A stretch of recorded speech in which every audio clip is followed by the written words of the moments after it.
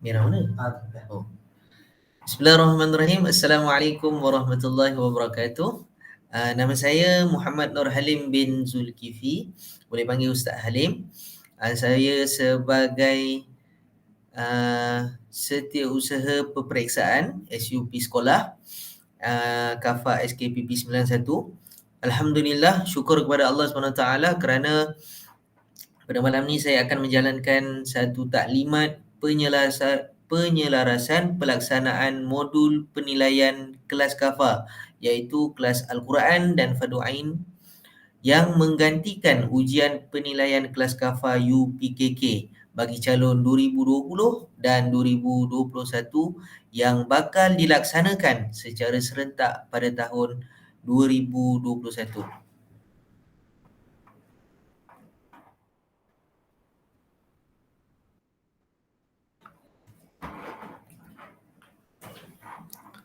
Okey, ini adalah merupakan modul penilaian kelas KAFA, iaitu terdiri daripada 5 item, iaitu yang pertama iaitu ulum syariah, akidah dan ibadah. Yang kedua jawi dan khod. Yang ketiga adab Islamiah. Yang keempat sirah dan yang kelima lughah Al-Quran.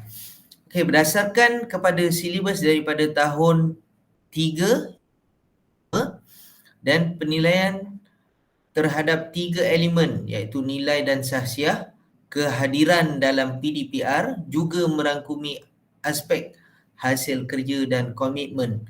Macam inilah yang kita katakan kenapa murid kena hadir dalam GM. Okey. Jadi benda ni semua kita akan nilai. Macam kita adakan quizzes. Jadi murid buat ke tak buat, sama ada hantar dalam GC ke tak, sekiranya hantar, inilah yang bakal kita nilai. Okey. Seterusnya, ini adalah modul penilaian kelas KAFA yang saya beritahu tadi. Dia terdiri daripada 2 bahagian, iaitu bahagian A. Yang pertama, dia mempunyai 5 set soalan. Tiada soalan yang berulang antara setiap set kurikulum KAFA JAKIM daripada tahun 3 ke tahun 5. Dan yang kedua, penilaian. Guru memilih 3 set soalan daripada 5 yang diberikan oleh JAKIM. Dan yang ketiga, soalan dan markah. Setiap set soalan mengandungi 15 soalan, 25 markah. Jadi, dekat sini murid kena menjawab 3 set. Jadi dekat situ 15 kali 3, 45 soalan dan markahnya 75 markah. Okey? Dan ini bahagian. Dan yang keempat, arahan. Guru dikehendaki membaca setiap arahan yang diberikan berdasarkan subjek yang dinilai. Contohnya macam tadi, ada 5 subjek. Jadi sama ada hari ni ulum syariah, adab ataupun berdasarkan jadual, insya-Allah. Dan ini bahagian B. Yang pertama adalah penilaian dan permarkahan merujuk daripada nilai dan sahsiah. Ni 20 kehadiran dalam PDPR, yakni Google Meet. Dan hasil kerja yang kita bagi sama ada latih tubi daripada soalan UPKK tahun-tahun lepas, sama ada dihantar ke tak. Okey, jadi di sepanjang sesi PDPR ataupun Google Meet yang kita jalankan, inilah peruntukan markah yang dikirakan. Kita tengok markah keseluruhan bahagian B adalah 25. Kalau kita tengok dalam bahagian A, 75 markah, campurkan dengan bahagian B 25 markah, 100 markah. Okey, dengan pecahan berikut nilai dan sahsiah. Contoh dekat dalam PDPR, dah masuk Google Meet, dah bagus dah. Tapi bila kita panggil tak respon. Itu adalah nilai dan sahsiah. Okey, kehadiran. Memang masuk je, dah dapat dalam 10% tu lah. Dan hasil kerja, quizzes, soalan sama ada menjawab tak menjawab, bila kita panggil 2-3 kali, kalau tak jawab, itu termasuk dalam hasil kerja dan komitmen para pelajar dalam bahagian sepanjang PDPR ini. Okey, seterusnya Ni yang saya cakapkan tadi, markah keseluruhan MP Kafah ini yang menggantikan UPKK, bahagian A 75% dan bahagian B 25%. Dan markah keseluruhan ditambahkan, bahagian A dan B dapatlah 100% markahnya. Okey, kita tengok seterusnya.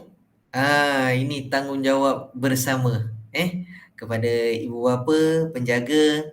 Inilah sepanjang siapa tak nak anaknya berjaya. Jadi kita sama-sama menjaga apa yang perlu ketika menghadapi peperiksaan. Yalah, dalam hidup semua ada peperiksaan. Jadi anak-anak kita nak diuji dia punya prestasi, menguji dia punya ilmu. Jadi inilah yang diadakan. Okey, yang pertama dekat sini kita ambil maklum silibus MP Kafah, iaitu tahun 3 sampai tahun 5. Okey, anak kita dah jadi anak kita kena mengulang kaji dekat situ. Dan yang kedua, jadual penilaian yang ditetapkan oleh guru. Guru yang menilai ni akan telefon dekat murid yang dinilai. Pastikan ibu bapa memberikan kerjasama. Dekat sini yang nombor 3, memastikan calon dapat dihubungi oleh guru. Contoh, masanya kita daripada pukul 3 sampai pukul 4 contohnya. Pastikan masa pukul 3 sampai pukul 4 tu ibu bapa dapat menyediakan sehabis baiklah untuk murid yang dinilai. Okey, yang keempatnya, menjaga kesihatan calon. Contohnya musim-musim COVID ni, janganlah kita biarkan anak-anak kita bermain dekat luar, kan? Mengelakkan risiko kepada calon. Kalau boleh, sebab silibus daripada tahun 3 ke tahun 5 ni agak tough juga, cuma perlu mengulang kaji. Jadi gunakan masa yang ada untuk mengulang kaji pelajaran daripada asyik menonton televisyen ke, kan. Jadi mengisi masa lapang yang ada ni. Okey, seterusnya persediaan alat tulis dan keperluan yang ditetapkan. Contohnya dalam soalan yang 45 soalan ni tadi, ada soalan yang menguji minda. Jadi dekat sini masa kita nak menjawab tu, ibu bapa dah sediakan kertas, alat tulis. Jadi boleh tulis dulu manakah jawapan yang paling tepat anak-anak kita pilih. Okey? Dan seterusnya membimbing calon. Ni paling penting tuan-tuan. Sebab apa? Takkan kita cakap, "Bang, pergi belajar, Kak pergi belajar," tapi kita tak tengok dia. Tapi kita sekali membimbing calon untuk mengulang kaji pelajaran. Sekarang internet berada di hujung jari anda, ilmu ni. Jadi kita boleh search tahun 3 punya pelajaran macam mana, 4, 5. Jadi sekarang dah banyak. Kalau kita pergi kat Quizizz ke, kita pun dapat mengulang kaji pelajaran kita. Okey, seterusnya usaha dah ada, doa sentiasa kena dan tawakal kepada Allah. Jadi kita tengok seterusnya, ini adalah tarikh-tarikh yang penting. Yang taklimat ni kepada ibu bapa, ni adalah tugas saya untuk menjalankannya. Jadi yang kedua, tarikh daripada 8 hingga 10 ni daripada guru data kita, data sekolah, memuat turun dokumen-dokumen berkenaan tentang MP Kafah yang menggantikan UPKK. Dan tarikh yang paling penting iaitu pelaksanaannya. Jadi saya minta kerjasama daripada tuan-puan menjaga sama-sama tarikh ini untuk anak kita lebih kurang dalam 12 hari. Lebih kurang dalam 12 hari. Lebih kurang daripada 15 November hingga 27 November.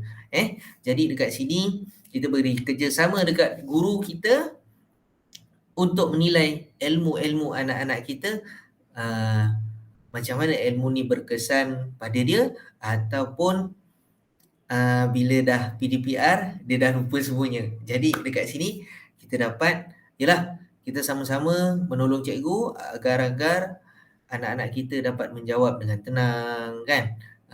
Okey. Sesi soal jawab sekiranya ada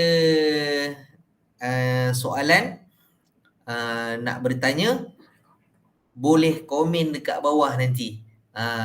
Okey? Dah. Okey. Ini untuk yang tahun 6 sahaja,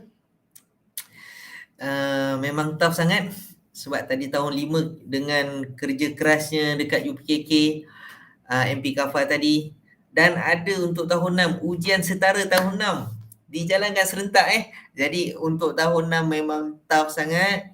Jadi jangan buang masa yang ada ni, depa Bali juga, tapi yang raya orang lain. Kita kat rumah ulang kaji insya-Allah. Okey, ini adalah tindakan ataupun melaksanakan ujian ni bila, iaitu tarikh penting dia 8 hingga 12 November 2021, minggu depan. Jangan tertinggal, jangan melepaskan, jangan tak ingat tarikh ni senang cerita. Minggu depan ujian akan dijalankan seperti jadual. Lepas ni ustaz akan tunjukkan jadualnya, dan kelas kafar ujiannya secara online. Macam kita menjawab percubaan hari tu. Yang kita jawab hari tu kan, secara online.